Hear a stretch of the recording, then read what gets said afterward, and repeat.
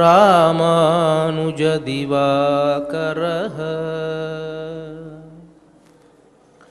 శ్రీ శ్వేతవరాహకల్ప అధినాయకుడైనటువంటి వరాహస్వామి పాదార విందాల చెంత అఖిలాండకోటి బ్రహ్మాండ నాయకుడు కలియుగ ప్రత్యక్ష దైవము అయినటువంటి శ్రీనివాసుని పాద పద్మాల వద్ద తిరుప్పావైజీయర్ అని పేరుగాంచినటువంటి భగవద్ రామానుజుల పరంపరా ప్రాప్తమైనటువంటి శ్రీ శ్రీ శ్రీ పరమహంస పరివ్రాజకాచార్యవర్యులు ఉభయ వేదాంత ప్రవర్తకాచార్యులు అయినటువంటి తిరుమల శ్రీపదజయంగారుల పవిత్ర మఠ ప్రాంగణంలో భాగవత ఆచార్యుల అనుగ్రహంతో తిరుమల తిరుపతి దేవస్థానములు శ్రీ వెంకటేశ్వర భక్తి ఛానల్ వారి సౌజన్యంతో ధనుర్మాస ఉత్సవ కార్యక్రమంలో నేటికి మనం 17వ పాశురంలోకి ప్రవేశించాం. ప్రతిరోజు మాదిరిగానే భగవద్ రామానుజుల వైభవాన్ని తెలుసుకుని కార్యక్రమంలోకి ప్రవేశిద్దాం.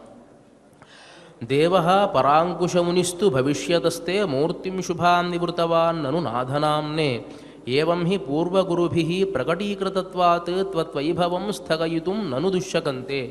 శ్రీ వాధూల వీరరాఘవాచార్య స్వామి వారు అనుగ్రహించినటువంటి రామానుజ అతిమానుషస్తవంలోని శ్లోకమిది.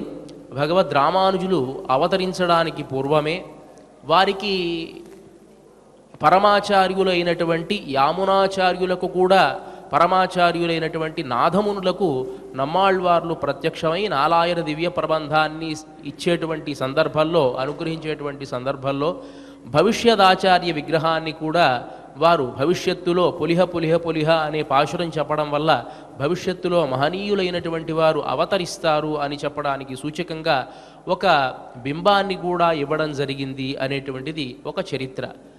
దానిని ఆధారంగా చేసుకుని, ఓ స్వామి, మీరు పుట్టడానికి పూర్వమే మీ విగ్రహాన్ని నాథమునులకు నమ్మాళ్వార్లు ఇచ్చారు అని ప్రతీతి కదా, మరి అలాంటి మీ వైభవాన్ని మీరు దాచుకోగలరా అని చాలా చమత్కారంగా కీర్తిస్తారు వాధూల వీరరాఘవాచార్య స్వామివారు.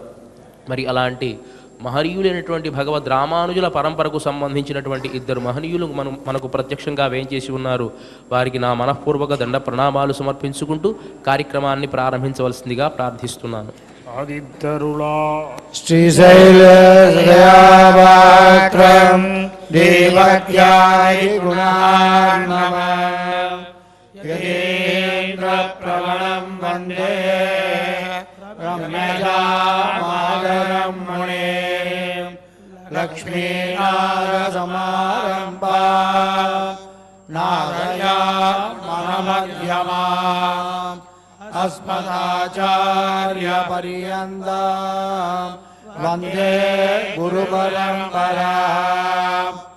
యో నిత్యమచ్యుతపదాంబుజయుగ్మరుగ్మ వ్యామోహదస్తధిరాణి రాయమేణే అస్మద్గురో భగవతోస్య దేశసింధో రామానుజస్య శరణం ప్రపద్యే.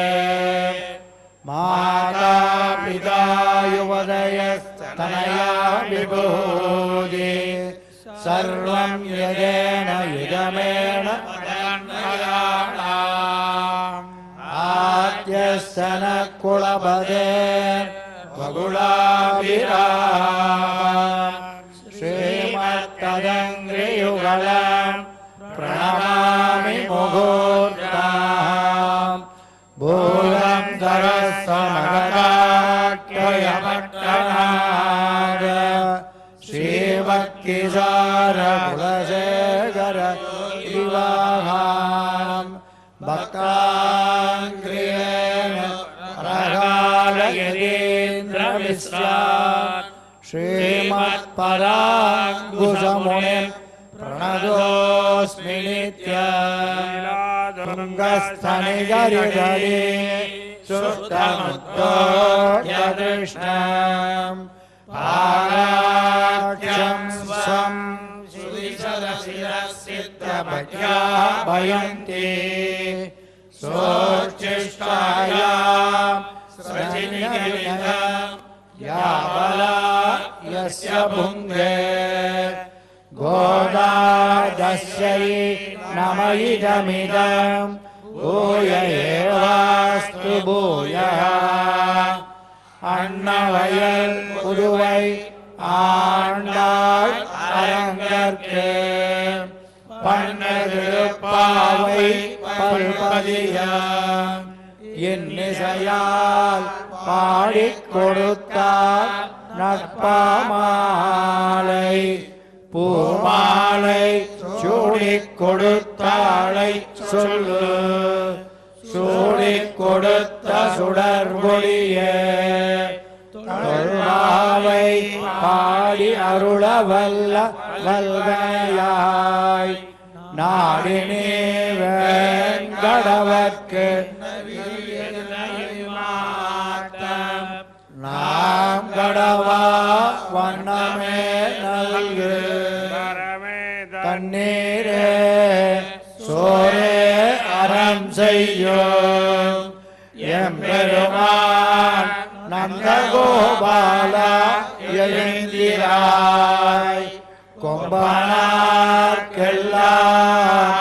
கொழுந்து குலவிளக்கே எம்பெருமாட்டி யசோதா அறிவுராய் அம்பரமோரறுத்து ஓங்கி உலகளந்த கும்பர்கோமானே உறங்காய் செம்பற்கழலடி செல்வா பலதேவா உம்பையும் நேயும் உறங்கேலோரெம்பாவார்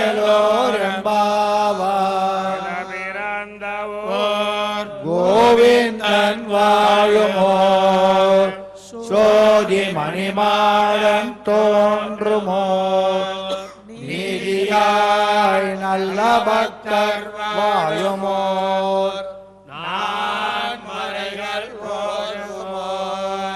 வில்லிபுத்தோர் வேதக்கோர் பாதகங்கள் தீர்க்கும் பரமனடிகாட்டும்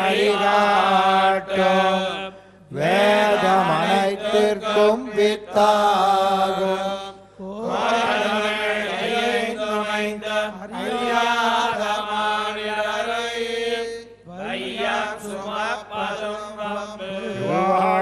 பூரத்தில் ஜகத்துதித்தாய் வாழிய திருப்பாவை 30 செப்பினாள் வாழிய பெரியாழ்வார் பெற்றெடுத்த பெண் பிள்ளை வாழிய பெரும்போதோர் மாமுனிக்கு பின்னாளாய் வாழிய ஒரு 40 வாழிய உயரங்கே என்னை உகந்தளித்தாள் வாழிய மறுபாடும் திருவள்ளி வளநாடு வாழிய மலர்பதங்கள்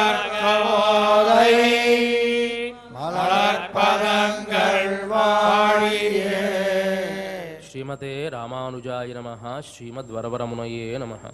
ముందుగా పాశురాన్ని అనుసంధానం చేసుకుని పాశుర అర్థాన్ని ఆస్వాదిద్దాం. అంబరమే తన్నీరే சோரே அறம் செய்யும்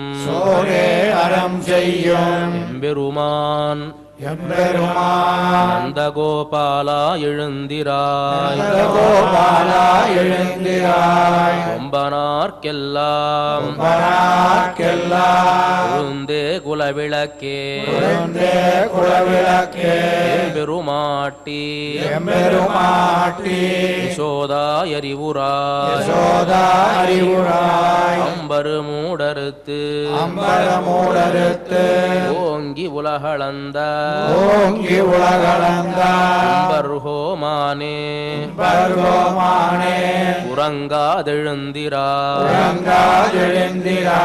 செம்பொற்கழலடி செல்வா பலதேவா உம்பியும் நீயும் உறங்கேலோரெம்பாவாய் ஆண்டாள் திருவடிகளே శరణం. ప్రియ భగవద్బంధువులారా, గోదాదేవి 30 పాశురాలలో మానవ సమాజమంతా కూడా ఏ విధంగా చరించాలి అనేటువంటి విషయాన్ని మనకు అందజేసింది. ఎన్నో వేదశాస్త్రాలు కూడా అధ్యయనం చేస్తే తెలియనటువంటి అనేకమైనటువంటి శాస్త్ర విషయాలు కూడా నిగూఢంగా అందరికీ అర్థమయ్యే విధంగా మనకు అనుగ్రహించింది గోదాదేవి తిరుప్పావై ప్రబంధంలో. నిన్నటి రోజున మనం చెప్పుకున్న దేవాలయానికి వెళ్ళేటప్పుడు ఎవరెవరిని ముందుగా మనం ఆశ్రయించి దేవాలయంలోకి ప్రవేశించాలి అనేటువంటిది నిన్నటి రోజున నాయహనాయ్ అనేటువంటి పాశురంలో ద్వారపాలకులను సంబోధించి వారి అనుమతిని పొంది లోపలికి వెళ్ళారు. లోపలికి వెళ్ళగానే నందగోపుడు యశోదాదేవి అక్కడ శయనించి ఉన్నారు. వారికి సుప్రభాతం. తిరుప్పావై ప్రబంధంలో ఉండేటువంటి వైభవం ఏమిటి అంటే సహజంగా ఎవ్వరు పాడినా కూడా భగవంతుడికే సుప్రభాతం చేస్తారు. కౌసల్యా సుప్రజారామ పూర్వా సంధ్యా ప్రవర్తతే అని మొట్టమొదటి సుప్రభాతం చేసినటువంటి వాడు, సుప్రభాతం చెయ్యాలి అని తెలియజేసినటువంటి వాడు విశ్వామిత్ర మహర్షి రామాయణంలో. తద్వారా దాన్ని అనుసరించే ఎవరు సుప్రభాతం చేసినా ఏ సుప్రభాతానికైనా సరే మొట్టమొదటి ఈ కౌసల్యా సుప్రజారామ అనేటువంటి శ్లోకాన్ని పెట్టుకున్న తర్వాతే మిగతా శ్లోకాలని వారి వారి ఆయా వెంకటేశ్వర స్వామి కానీ కృష్ణుడు కానీ రాముడు కానీ వీరందరి సుప్రభాతం కూడా తర్వాత ఉంటుందన్నమాట. మొట్టమొదట ఈ శ్లోకాన్ని మాత్రం తప్పకుండా ముందు ఉంచడం జరుగుతుంది. ఎందువల్ల అంటే సుప్రభాతాన్ని పాడడం అనేటువంటిది ప్రారంభించిందే విశ్వామిత్రుడు కాబట్టి కృతజ్ఞతాపూర్వకంగా ఆ శ్లోకాన్ని ఉంచుకోవడం జరుగుతుంది. అలాంటిది కేవలం భగవంతుడికి మాత్రమే కాదు, భగవద్భక్తులైనటువంటి వారికి ఆచార్యులకు కూడా మనం సుప్రభాతం చెయ్యాలి, వారిని కూడా కీర్తించాలి అనేటువంటి విషయాన్ని, అంటే భగవంతుడితో సమానంగా ఇంకా ఎక్కువ మాట్లాడితే భగవంతుడి కంటే ఎక్కువగా కూడా మనం సుప్రభాతం చెయ్యాలి అనే విషయాన్ని మనకు తెలియజేయడం కోసమే గోదాదేవి భగవద్భక్తులైనటువంటి గోపికలను ముందుగా మేల్కొలిపింది ఆ సుప్రభాతంలో. తరువాత ఇక్కడ ఆచార్య స్థానంలో ఉన్నటువంటి నందగోపాలుని ఇవాల్టి పాశురంలో మేల్కొలుపుతోంది. ఈ పాశురంలో ఎన్నో చమత్కారమైన విషయాలు గోదాదేవి మనకు తెలియజేస్తుంది. అంబరమే తన్నీరే షోరే అరంశయ్యం ఎంబెరుమాన్ నందగోపాల எழுந்திராய் கொம்பனார்க்கெல்லாம் கொழுந்தே குலவிளக்கே எம்பெருமாட்டி యశోదాయ్ అరివురాయ్. సహజంగా ఎవరినైనా మేలుకొలపాలి అంటే, మహారాజుల్ని మేలుకొలపాలి అంటే ఏం చేస్తారు అంటే వందిమాగధులు అని అంటారు. ఈ వందిమాగధులు ఏం చేసేవారు అంటే వెళ్ళి సుప్రభాత సమయంలో మహారాజు గారి దగ్గర ఉండి మహారాజు గారు చేసినటువంటి ఎన్నో గొప్ప గొప్ప కార్యక్రమాలన్నీ కూడాను చెబుతూ, రాజా నువ్వు ఇలాంటి వాడివి, ఈ వంశంలో జన్మించినటువంటి వాడివి, ఈ మహత్కార్యాలంతా మీ పూర్వీకులు చేశారు, మీరు కూడా అలాంటి మహత్కార్యాలు చేస్తూ ఉన్నారు, కాబట్టి ఇవాళ తిథి వారం నక్షత్రం ఇది మీరు మేల్కోవలసింది అని చెప్పి సహజంగా మేల్కొలపడం అనేటువంటిది ఒక పరంపర. ఏ రాజులకైనా సరే వందిమాగధులు అనేటువంటి వాళ్ళు ఉంటారన్నమాట. అలాంటిది ఈ నందుడు కూడా గొప్ప రాజే కదా, కాబట్టి ఈ గోపికలు వెళ్ళి ఆ నందుని యొక్క వైభవాన్ని తెలియజేస్తూ ఉన్నారు ఈ పాశురంలో. అంబరమే తన్నీరే షోరే అరంశయ్యం ఎంబెరుమాన్ నందగోపాల. నందగోపాలుడు ఎలాంటి వాడు అంటే వస్త్రదానము, జలదానము, అన్నదానంలో చాలా నిష్ణాతుడు అని చెప్తున్నారు. అంబరం, అంబరం, తన్నీరు, షోరుం, అరంశయ్యం అని చెప్పవచ్చు కదా. వస్త్రాన్ని లేకపోతే జలాన్ని, అన్నాన్ని అని చెప్పకుండా అంబరమే, తన్నీరే, షోరే అని ఏకారం అవధారణార్థము అని అంటాం. సహజంగా ఎవరైనా మన దగ్గర అప్పు తీసుకున్నాడు అనుకోండి, డబ్బులు ఇస్తాం, ఇచ్చిన తర్వాత మళ్ళీ అతను తిరిగి ఇవ్వాల్సిన సమయం వస్తుంది. అతను ఏం చేస్తాడయ్యా అంటే ఎప్పుడు రమ్మంటారు మీ ఇంటికి అని అంటే నా దగ్గరే డబ్బులు ఇవ్వు అని అన్నాం అనుకోండి. అంటే అర్థం ఏమిటి, నా ఇంటికి వచ్చిన నా భార్య ఉన్నా నా పిల్లవాడున్నా నాకు మాత్రమే నువ్వు డబ్బులు ఇవ్వాలి, దాని అవధారణార్థము అని అంటాం. నాకే డబ్బులు ఇవ్వు అంటే నాకు తప్పించి ఇంకెవరికి ఇవ్వడానికి వీలు లేదు అని అర్థం. ఇక్కడ అంబరమే అంటే వస్త్రదానమే చేసేటువంటి వాడు, జలదానమే చేసేటువంటి వాడు, అన్నదానమే చేసేటువంటి వాడు అని కీర్తిస్తున్నారే. ఎందువల్ల అంటే ఏ దానం చేస్తే ఆ దానంలో ఆయన నిష్ణాతుడుగా ఉంటాడు. ఇదే చేస్తాడేమో అనిపిస్తుంది. ఈ దానం గురించి మనకు ఉపనిషత్తు ఒక గొప్ప కథ చెబుతుందండి. మనుష్యుడి తప్పకుండా దానం చేసి తీరాలి అని. ప్రజాపతి ఒకానొక సందర్భంలో ఒక సభ ఏర్పాటు చేసినప్పుడు దేవతలు, మనుష్యులు, దానవులు వీరు ముగ్గురు కూడాను వారి అభ్యున్నతికి ఆయన దగ్గర ఏదైనా ఉపదేశాన్ని పొందాలి అని అనుకున్నారు. బృహదారణ్యక ఉపనిషత్తులో వచ్చేటువంటి కథ. అంటే మనం బాగా విస్తరించాలి, మనం గొప్పవాళ్ళం అవ్వాలి అంటే సహజంగా పెద్దవాళ్ళ దగ్గరికి వెళ్ళి, అయ్యా నేను తరించాలి అంటే, నేను గొప్పవాడిని అవ్వాలి అంటే ఏదైనా నాకు మంచి ఉపదేశాన్ని చేయండి అని అడుగుతామా లేదా? అదేవిధంగా దేవతలు, రాక్షసులు, మానవులు, ప్రజాపతికి కుమారులే కదా వీళ్ళంతా అనుకున్నారు కదా ఆయన దగ్గర ఏదో ఒక ఉపదేశాన్ని పొందాలి అని అనుకున్నారు. సరే, ముందుగా దేవతలు వచ్చారు. దేవతలు వచ్చి మాకు ఏదైనా ఉపదేశం చేయండి, చాలా క్లుప్తంగా ఉండాలి. అంటే మనకంటే వాళ్ళు చాలా ఫాస్ట్ అండి. అంటే దేవతలని బట్టే మనం కూడా వచ్చాం. ఇప్పుడు ఏదైనా ఒక విషయం చెప్పాలి, నాకు 5 నిమిషాల్లో చెప్పు, నా అరగంట సేపు సోదంతా నేను వినలేను. ఈ తిరుప్పావి ఉపన్యాసం ఒకప్పుడు 2 గంటలు చెప్పేవాళ్ళు, దాన్ని మనం గంట సేపు వినాలంటే ఇప్పుడు అంత ఓపిక లేదు, అరగంట వినాలంటే ఓపిక లేదు. ఇంకా రేపు ఎలా అవుతుందో తెలియదు, కానీ నాకు ఒక్క మాటలో చెప్పాలి ఏదైనా ఒక విషయాన్ని, ఎక్కువగా విస్తరించి చెబితే నాకు అంత ఓపిక ఉండదు అని అన్నారు. మనకి భారత ఉత్పత్తిలో కూడాను జనమేజయ మహారాజు దగ్గర జనమేజయుడికి చెప్పేటప్పుడు నాకు తీరిక లేదండి, నాకు ఏదైనా ఒక నిమిషం సమయం ఇస్తా, నాకు చెప్పాల్సింది అని అంటే, ద్వావిమౌ పురుషౌ మూర్ఖౌ అన్నాడు ఆయన. లోకల్లో 2 మూర్ఖులు ఉన్నారయ్యా అని చెప్పేశాడు. చాలా అయిపోయింది పో అన్నాడు.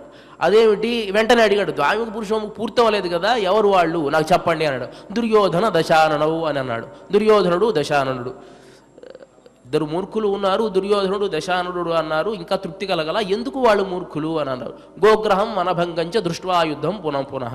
గోగ్రహణాన్ని చూసినా కూడా దుర్యోధనుడు యుద్ధాన్ని చేయాలనుకున్నాడు, వనభంగాన్ని చేసిన తర్వాత హనుమంతుడు అయినా కూడా యుద్ధం చేయాలనుకున్నా, వాడు మూర్ఖుడు అన్నాడు. అలా కాదండి, కొంచెం వివరంగా చెప్పండి. అలా అంటే పెద్దల యొక్క ఒక చిన్న వాక్యంలో దాన్ని విమర్శగలరు, వివరంగా కూడా చెప్పగలరు. కాబట్టి దేవతలు మాకు క్లుప్తంగా ఒక సందేశాన్ని మీరు ఇవ్వాలి అని అడిగితే, బ్రహ్మను అడగదా, దా అన్నాడు. దా అనే ఒక శబ్దాన్ని ఉచ్చరించాడు. అర్థమైందా మీకు అని అన్నాడు. మాకు చాలా బాగా అర్థమైందండి. మనకైతే ఏం అర్థం కాదు. ఏమిటి అంటే, దామ్యత దామ్యత మనోవికారాణి నభోగాని కామ్యతే అని దానికి అర్థమట.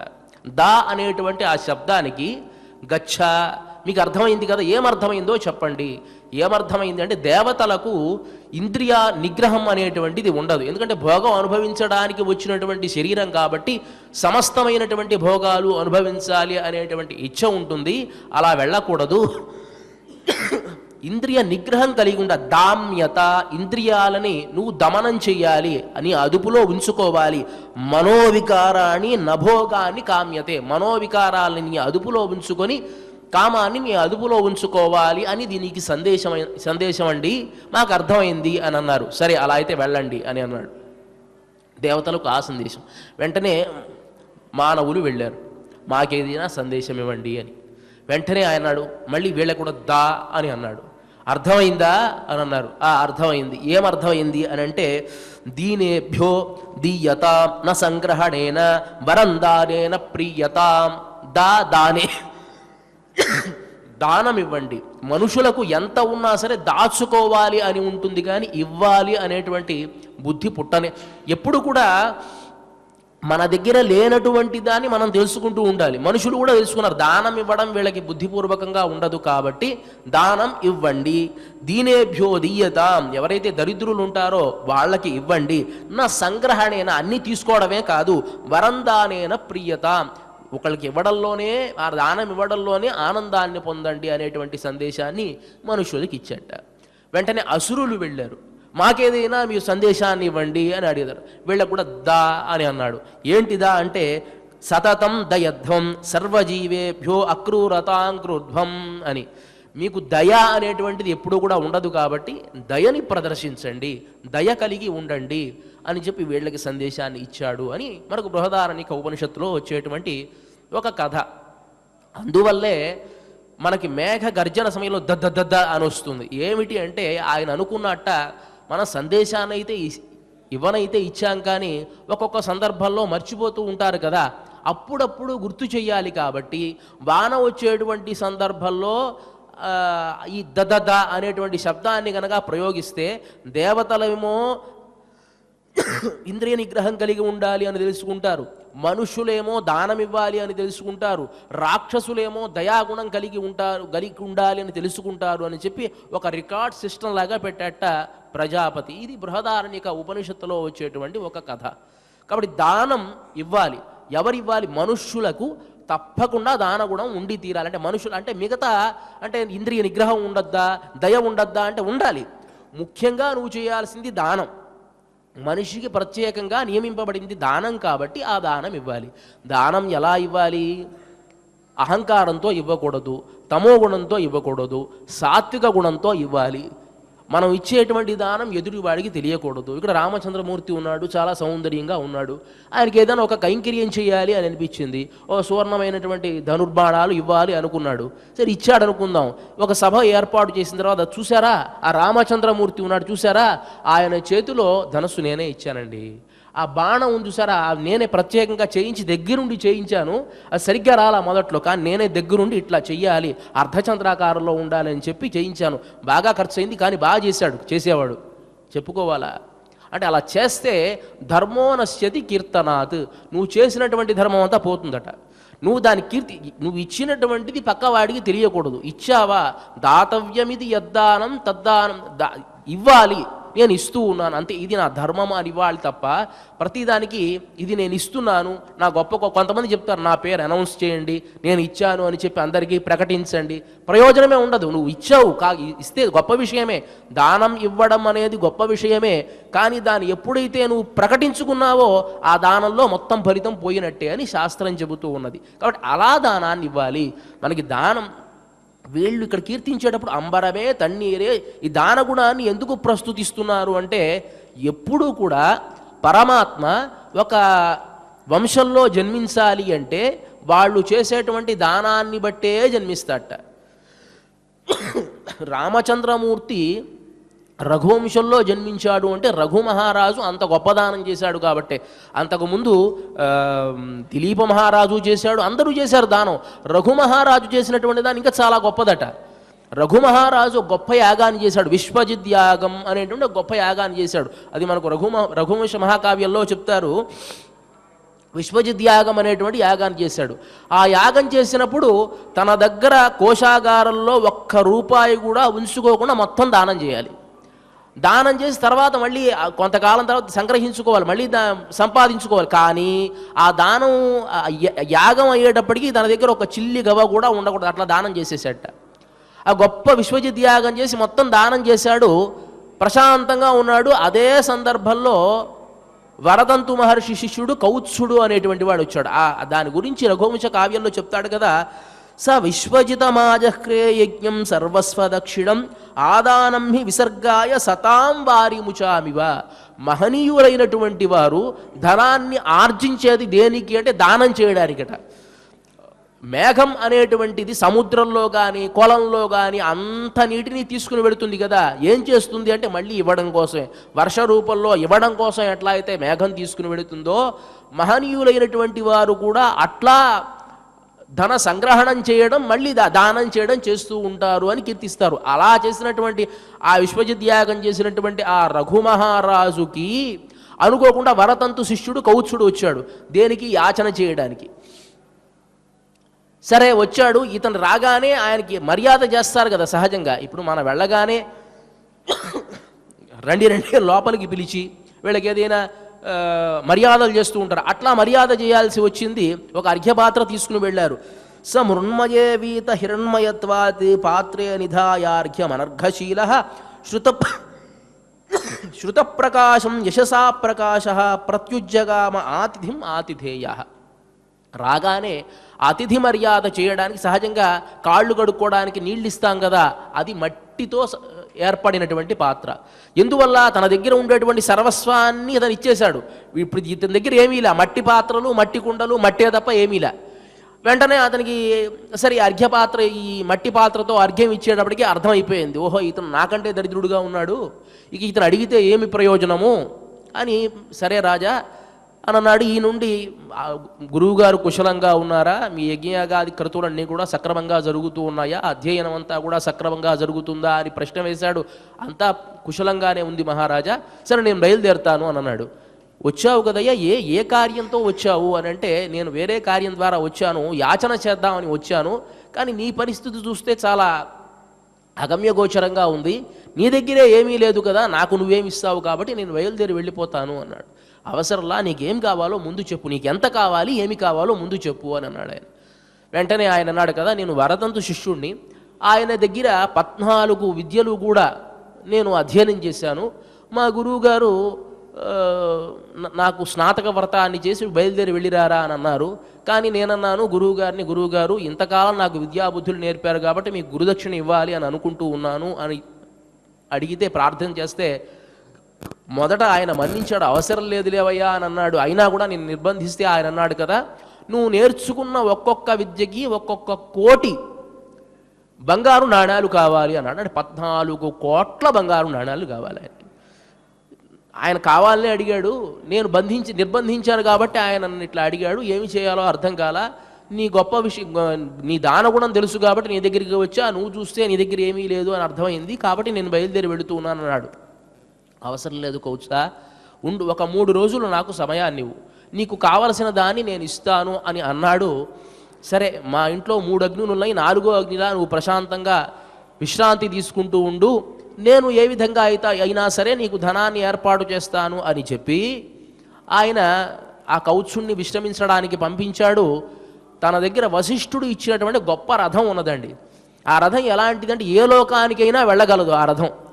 వెంటనే అంటే వశిష్ఠుడు ఒక గొప్ప పూజ చేసి యాగం చేసి దాని మీద ప్రోక్షణ చేశాడనమాట. అలాంటి రథంలో ఎన్నో రకాల ఆయుధాలు సమకూర్చుకుంటూ పెట్టుకున్నాడు ఆయన. సాయంత్రం పూట వెళ్ళి విశ్రమించాట ఆ రథంలో. ఏమిటి అంటే కుబేరుడి మీద దండయాత్ర చేద్దామని వెళ్ళి అక్కడ విశ్రమిస్తే పొద్దున యుద్ధం చేయడానికి బయలుదేరి వెళ్ళాలి. వెంటనే కోశాగారం నుంచి ఒక భటుడు పరిగెత్తుకుంటూ వచ్చాడు. రాజా, ఏమిటో తెలియదు, రాత్రంతా కుంభవృష్టిలాగా బంగారు వాన కురిసింది, ధాన్యాగారం అంతా నిండిపోయింది అని అన్నట్ట. అంటే కుబేరుడు భయపడి వీడెక్కడ యుద్ధం చేస్తానికి వస్తాడో అని చెప్పి మొత్తం ధనాన్ని ఇచ్చేశాడు ఇతనికి. వెంటనే ఆ వచ్చినటువంటి ధనాన్నంతా కూడా కౌత్సుడికి ఇస్తే, రాజా, నేను అడిగింది 14 కోట్ల నాణాలు, దీని మించి చాలా ఎక్కువగా ఉన్నది అంటే, అవసరం లేదయ్యా, ఈ ధనమంతా నీకోసం నేను యుద్ధం చేద్దామని వచ్చింది కాబట్టి నాకు అవసరం లేదు, ఈ ధనం నీ దగ్గరే ఉంచుకో అని చెప్పి మొత్తాన్ని ఎన్నో ఒంటెల ద్వారా, గుర్రాల ద్వారా, రథాల ద్వారా పంపించి వేశాడు అనేటువంటిది రఘుమహారాజు ఒక వృత్తాంతం మనకి రఘువంశంలో తెలియజేస్తారు కాళిదాస మహాకవి. మహనీయులైనటువంటి వారి ఇళ్లల్లో, దానం చేసేటువంటి వారి ఇళ్లల్లో పరమాత్మ జన్మిస్తాడు అనేటువంటిది తెలుసు కాబట్టి అంబరమే తన్నీరే షోరే. కాబట్టి దానం ఎలా ఇవ్వాలి? సాత్వికమైనటువంటి, సహజంగా మనకి ప్రతీతి ఏమిటంటే దాన కర్ణుడు అని గొప్పగా చెప్తారు. కర్ణుడి గురించి ఎవరు కూడా గొప్ప ఎందువల్ల ప్రాధాన్యత వచ్చిందో తెలియదు, కానీ భారతంలోనే ఆ ప్రాధాన్యత లేదు. అది ఎట్లానో ఆ ప్రాధాన్యతను కల్పించారు. మనకి ఎట్లా అయితే సోషల్ మీడియాలో మన గురించి మనం గొప్పగా చెప్పుకుంటే మనం గొప్పవాళ్ళం ఎలా అయిపోతూ ఉన్నామో, అట్లా కర్ణుడు గొప్పవాడయ్యాడు. కానీ దానంలో కర్ణుడి గురించి అక్కడ ప్రబంధాల్లోనూ లేవు, గొప్పగా కూడా ఏం కీర్తించాల. కర్ణుడి యొక్క గొప్పదనం గురించి చెప్తాను చూడండి. అతను దుర్యోధనుడికి చాలా స్నేహితుడుగా ఉన్నాడు, చాలా దుర్మార్గుడు. తన స్నేహాన్ని కూడా ఏం గొప్పగా తనేమి నిర్వర్తించాల. పాండవులు అరణ్యవాసం చేస్తూ ఉన్నటువంటి సందర్భంలో పాండవుల్ని ఉడకాడించాలి అని చెప్పి దుర్యోధనుడికి మనస్సులో ఒక కోరిక కలిగింది. ఎట్లా అయినా వాళ్ళని ఇబ్బంది పెట్టాలి, వాళ్ళని బాగా ఏడిపిస్తూ ఉండాలి అని ఒక ఆనందం, ఏదైనా చేయాలి అనిపించింది ఆయనకి. పక్కనే ఉన్నటువంటి ఈ కర్ణుడు ఒక సలహా ఇచ్చాడు. వాళ్ళు ద్వైతవనం ఉండేటువంటి ప్రాంతంలో ఉన్నారు కాబట్టి మన భోగభాగ్యాలన్నీ చూపించే విధముగా ఒక 10,000 రథాలు, 30,000 ఏనుగులు, 90,000 గుర్రాలు, తర్వాత 1,00,000 మంది సైనికులతో వెళదాం మనమంతా కూడా. వాళ్ళు ఏడ్చి చస్తారు, వాళ్ళంతా ధర్మరాజు ఏడుస్తూ ఉంటాడు. తర్వాత ద్రౌపది ఏమో అయ్యయ్యో ఇలాంటి భర్తల్ని పెట్టుకున్నానే, ఇలాంటి దుర్యోధనుడు నాకు భర్త కాకుండా పోయాడే అని అనుకుంటాడు అని చెప్తూ అనే మాట చూడండి. మనకి శత్రువు అయినటువంటి వాడు ఏడుస్తూ ఉంటే వచ్చేటువంటి ఆనందం కంటే మనకు పుత్ర సంతానం కలిగింది, లేకపోతే ఎంతో ఐశ్వర్యం పొందింది అనేటువంటి ఆనందం చాలా చిన్నది అంటాడు. ఎంత పిచ్చి ఆలోచన చూడండి. అంటే మన శత్రువు ఏడుస్తూ ఉండాలి, మనకు పుత్ర సంతానం కలిగినటువంటి ఆనందం కంటేను, తర్వాత ఇంకేమిటి మనకు ఐశ్వర్యం కలిగింది అనేటువంటి ఆనందం కంటేను మన శత్రువు ఏడుస్తున్నాడు అనేటువంటి ఆనందం ఉంది చూసా, ఎన్నో వేల రెట్లయ్యా. కాబట్టి మనం వెళదాము అని సలహా ఇచ్చాడు. సరే, ఏదో విధంగా ధృతరాష్ట్రుని ఒప్పించారు. ధృతరాష్ట్రుడు వద్దురా అని అన్నాడు. లేదు మేము మామూలుగా అక్కడ ఆవులకి చాలా ఇబ్బందిగా ఉంది, ఆ ద్వైతవనం దగ్గర అడవుల్లో ఉండేటువంటి ఆవులు ఇబ్బంది పడుతున్నాయని తెలిసింది, కాబట్టి అక్కడికి వెళ్ళి వాటిని కాపాడాలి అని అనుకుంటూ ఉన్నాను. బయలుదేరి వెళ్ళాడు. సరే వెళ్ళాడు, ఈ గొప్ప వైభవం అంతా వెళ్ళాడు. సరే, అక్కడ ఏదో ఆ ద్వైతవనంలో వెలగబెట్టాడు. గంధర్వులంతా చావుగొట్టారు వెళ్ళి. చావగొట్టిన తర్వాత ఈ కర్ణుడు ఏం చేశాడో తెలుసా అండి, వికర్ణుడి రథాన్ని ఎక్కి పారిపోయాడు. భారతంలో ప్రత్యక్షంగా ఉంది. అక్కడ దుర్యోధనుడు మాత్రం ఒక్కడే 2-3తో యుద్ధం చేస్తూ ఉంటే బ్రతుకు జీవుడా అని చెప్పి వికర్ణుడి రథాన్ని ఎక్కి పారిపోయాడు అని భారతంలో ఉంది. నిజంగా నువ్వు స్నేహధర్మాన్ని నిర్వర్తించేటువంటి వాడివైతే ఇలా ఉంటావా? పారిపోయాడంతే.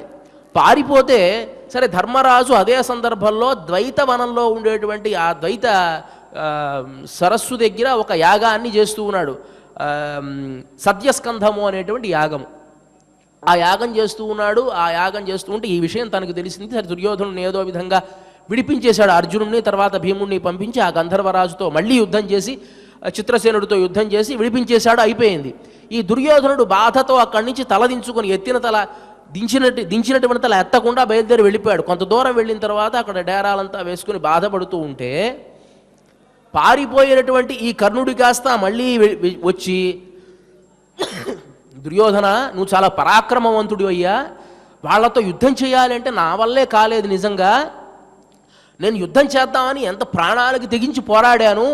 ఆ వికర్ణుడి రథం ఎక్కాను, ఏంటో రథం పాడక రథం వెళ్ళిపోయింది అయ్యా. ఎంత అబద్ధం! రథం పాడక రథం లాక్కెళ్ళిపోయింది. నేను వద్దు వద్దు అంటున్నా, రథం మాత్రం అలా వెళ్ళిపోయింది. కాబట్టి నేనేం చేయలేకపోయాను. చూసావు కదా నా ప్రాణాలకు తెగించి నా పరాక్రమాన్ని ఎట్లా చూపించానో.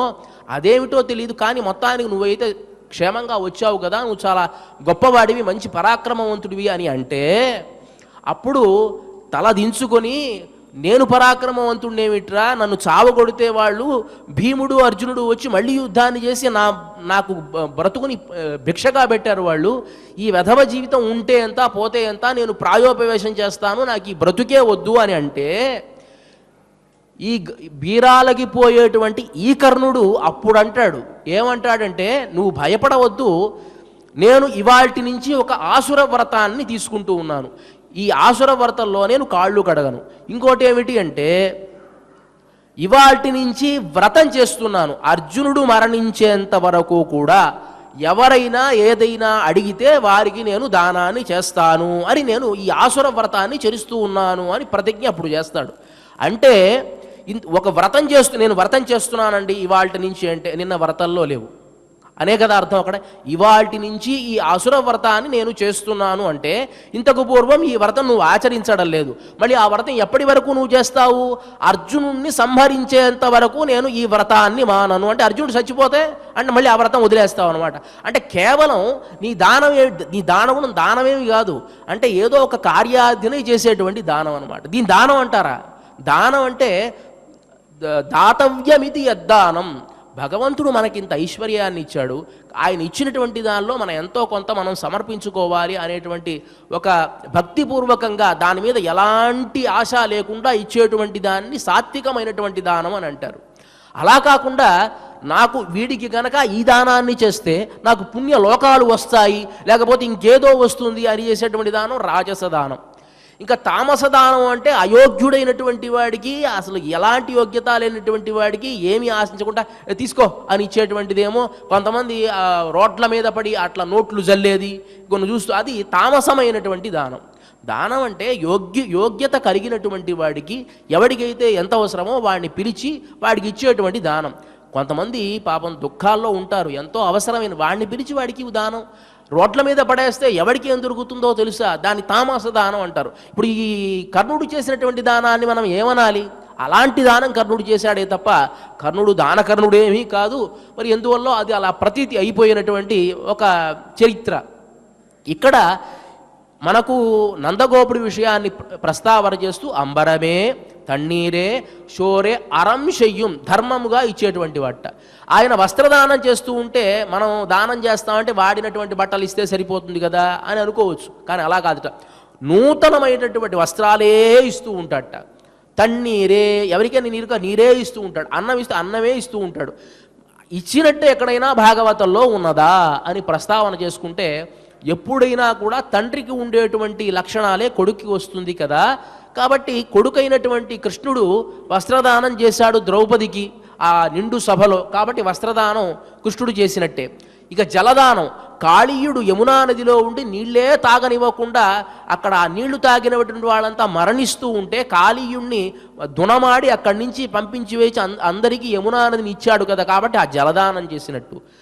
ఇక గోవర్ధనగిరికి ఎన్నో రకాల అన్నాలు పెట్టించి అన్నదానం చేసినట్టు. ఇట్లా అదే కాకుండా ముళ్ళంతా కూడా గొప్ప యాగాన్ని చేస్తూ ఉంటే అక్కడ తన స్నేహితులైనటువంటి వారికి ఆకలి వేస్తే వాళ్ళని తీసుకుని వెళ్ళి వాళ్ళని అర్థించి వాళ్ళకి అన్నాన్ని పెట్టించిన సందర్భాలు ఎన్నో ఉన్నాయి. కాబట్టి అన్నదానం చేసేటువంటి లక్షణాలన్నీ కూడా ఈ కృష్ణుడిలో మనకు కనిపిస్తున్నాయి. కాబట్టి ఇందాకే చెప్పుకున్నాం, గొప్ప వంశంలో దానం చేసేటి వంశంలోనే పరమాత్మ జన్మిస్తాడు. కాబట్టి ఈ కృష్ణుడు కూడా అలాంటి లక్షణాలు ఉన్నటువంటి నందుడి ఇంటిలో జన్మించాడు. కాబట్టి అలాంటి నందగోపాల, ఓ గొప్ప నందగోపాలుడా, మాకు స్వామి అయినటువంటి గోపాలుడా, ఎഴുந்திరాయ్ లేవయ్యా అని ఆయనకి సుప్రభాతం పడారు.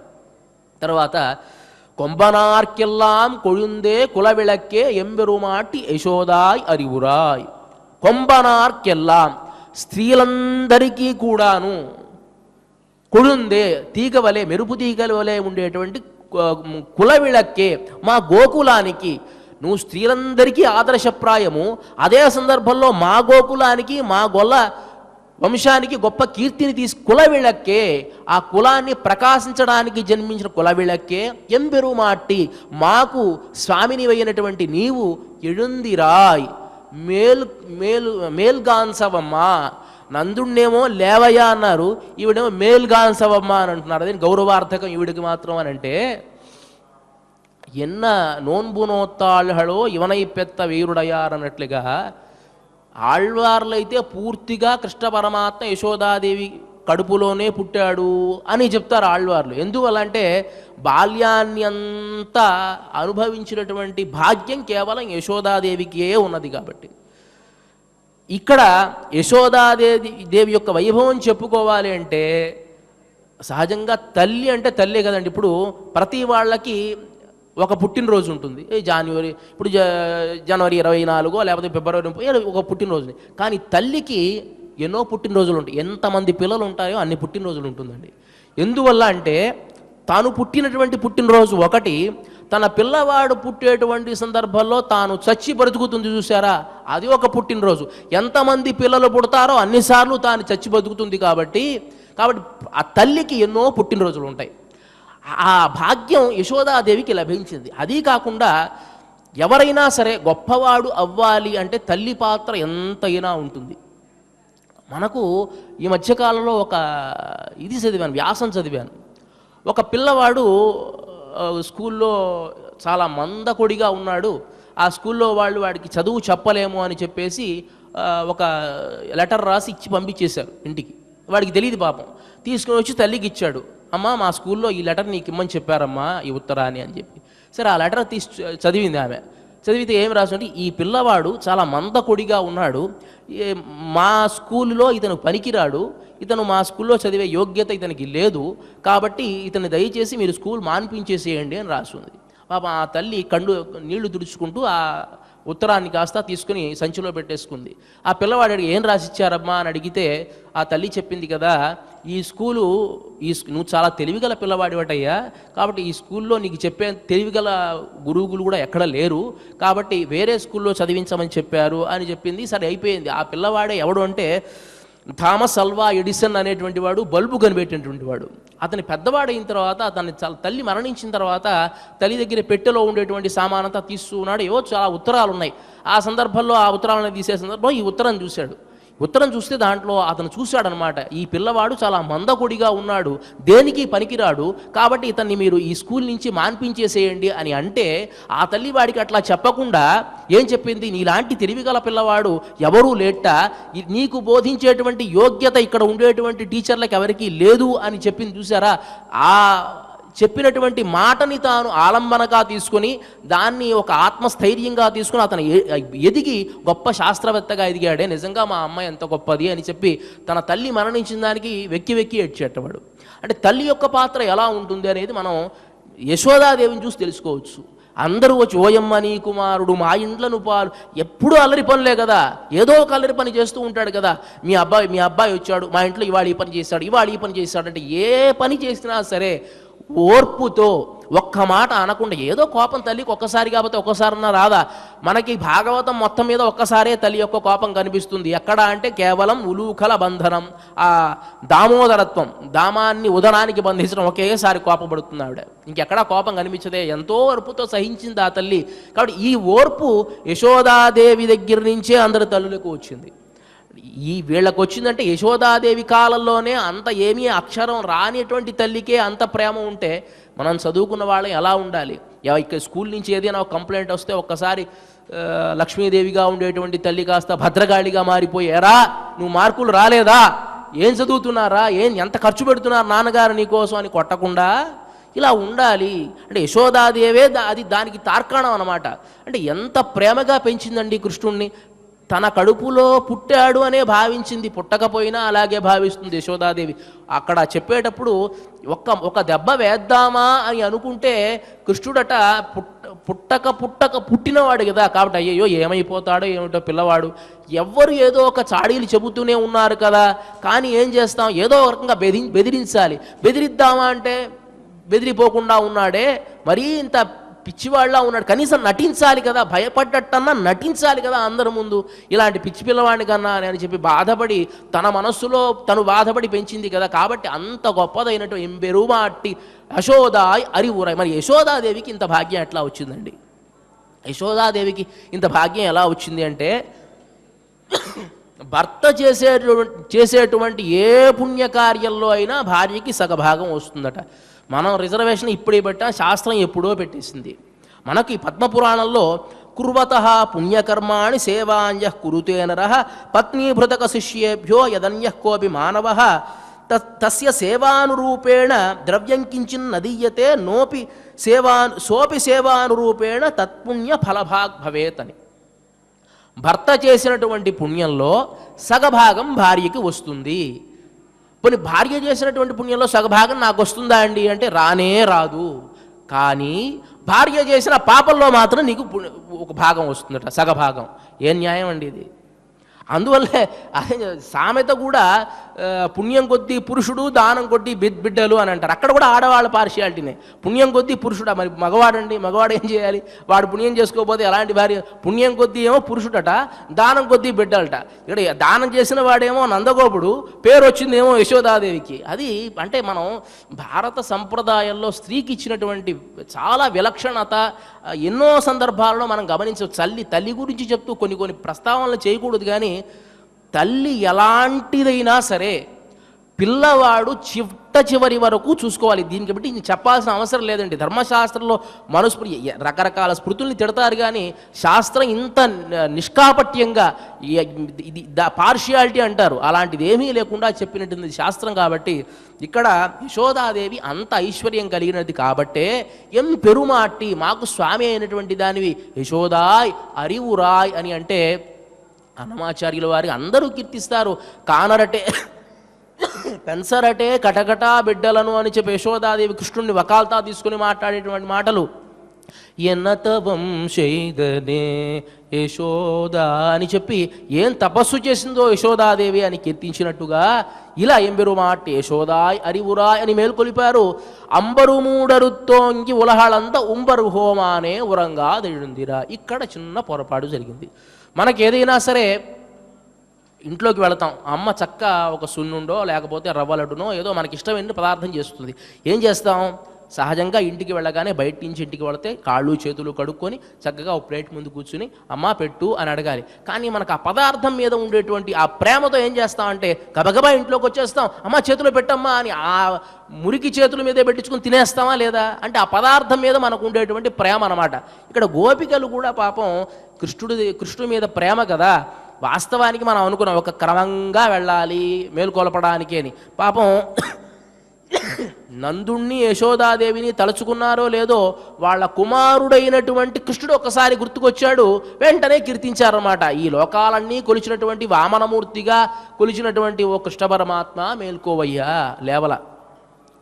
ఒక పొరపాటు చేసినట్టున్నామే, బలరాముడు కూడా ఉన్నాడు కదా, బలరాముని మేల్కొల్పాలి కదా, పొరపాటు చేశాం అని చెప్పి ఉంబరు మూడరుతో ఉంబరుహా అని శంబుర్కయలడి చల్వా బలదేవా నాయన బలరామ, నిజంగా నువ్వు అవతరించావు కాబట్టి కృష్ణ పరమాత్మ మాకు ఇవాళ దక్కాడు. నీ కొంతమంది పాదం పెట్టినటువంటి వేళ అని అంటామే, నువ్వు పెట్టినటువంటి వేళ అక్కడ దేవకీదేవికి ఎలాంటి ఇబ్బంది లేకుండా పోయింది. మా యశోదాదేవి గర్భంలో కృష్ణ పరమాత్మ జన్మించాడు కాబట్టి శంబొర్ కయలడి చెల్వా బలదేవా ఉంబియుం నీయుం, నీ తమ్ముడు నువ్వు ఇద్దరు కూడా మేల్కాన్సండయ్యా అని చెప్పి ఇవాల్టి పాశురంలో అందరినీ కూడా మేల్కొలపడం జరిగింది. మరి కృష్ణుడు లేచాడా లేవలేదా అనేటువంటి విషయాన్ని మనం రేపటి పాశురంలో తెలుసుకుందాం. ఇవాల్టి కార్యక్రమంలో చిట్ట చివరి అంశమైనటువంటిది ఆండాళ్ అనుగ్రహంతో శ్రీమతి తెలిగిచెర్ల కందాడై సీతమ్మ గారు తెలిగిచ్చినటువంటి తిరుప్పావైలోని ఇవాల్టి పాశురం అంబరమే తన్నీరే అనేటువంటి పాశురానికి మాపాలిటి సామి నందగోపాలుడ లేవయ్యా అనేటువంటి స్వతంత్ర గేయాన్ని తిరుమల తిరుపతి దేవస్థాన ఆస్థాన విద్వాంసులు శ్రీ గరిమళ్ళ బాలకృష్ణ ప్రసాద్ గారు స్వరపరచడం జరిగింది. దీనిని తిరుమల తిరుపతి దేవస్థాన అనమాచార్య కళాశాల అనమాచార్య బృందము నల్లాంచక్రవృత శ్రీమతి శ్రీదేవి గారు ఆలాపన చేయడం జరుగుతుంది. ఈ కార్యక్రమాన్ని మన నాదనీరాజన మంటపం నుంచి ప్రత్యక్ష కార్యక్రమం ద్వారా వీక్షించవచ్చు. ఇక ఇవాటి కార్యక్రమంలో చిట్ట చివరి అంశం క్షమాప్రార్థన నుంచి మనమంతా మంగళం వరకు పారాయణ చేసి ముగిద్దాం. అథ క్షమాప్రార్థనా యదక్షరపదభ్రష్టం మాత్రాహీనం చ యద్భవేత్ తత్సర్వం క్షమ్యతాం దేవ నారాయణ నమోస్తుతే. అథ భగవత్సమర్పణం కాయేన వాచా మనసేంద్రియైర్వా బుద్ధ్యాత్మనా వా ప్రకృతే స్వభావాత్ కరోమి యద్యత్ సకలం పరస్మై నారాయణాయేతి సమర్పయామి. అథ లోకక్షేమ ప్రార్థనా స్వస్తి ప్రజాభ్యః పరిపాలయంతాం న్యాయేన మార్గేణ మహీం మహిషాః గోబ్రాహ్మణేభ్యః శుభమస్తు నిత్యం లోకాః సమస్తాః సుఖినో భవంతు. అథ మంగళం మంగళం కోసలేంద్రాయ మహనీయ గుణాత్మనే చక్రవర్తితనూజాయ సార్వభౌమాయ మంగళం. అస్తు గోపాలబాలాయ నిత్యాయ పరమాత్మనే భక్తవాత్సల్య నిధయే నిత్యభోగ్యాయ మంగళం. శ్రీమత్యే విష్ణుచిత్తార్య మనోనందన హేతవే మందనందన సుందర్యై నిత్యమంగళం. శ్రియః కాంతాయ కళ్యాణ నిధయే నిధయేర్థినాం. శ్రీనివాసాయ మంగళం.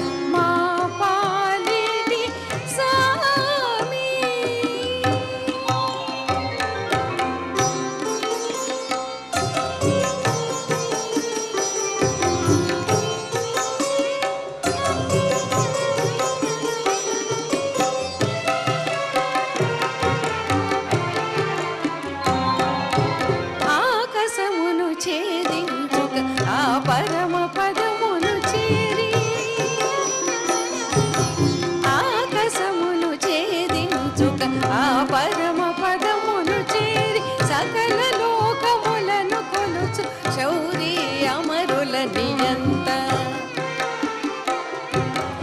ఆకాశమును ఛేదించుక ఆ పరమ పదమును చేరి సకల లోకములను కొలుచు శౌరి అమరుల నియంత మేఘను నిద్దుర విడిచి మేలుగలెమ్మా మేఘను నిద్దుర విడిచి మేలుగలెమ్మా నీవిటు కైకొనుమా ప్రార్థనలను కరుణా సాగరరమ్మ కైకొనుమా ప్రార్థనలను కరుణా సాగరరమ్మ మా పాలిటి సామి నందగోపాలుడ లేవవయ్య ఏ పారెడి ధర్మ చింతనెంతో దానము చేసెడు మా పాలిటి సామి నందగోపాలుడ లేవవయ్య గోపస్త్రీ జాతికెంతో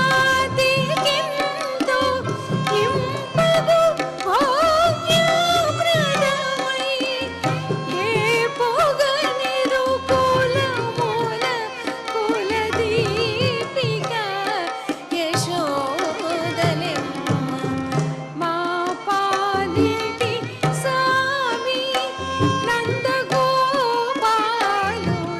లేవవయ్య మా పాలిటి సామి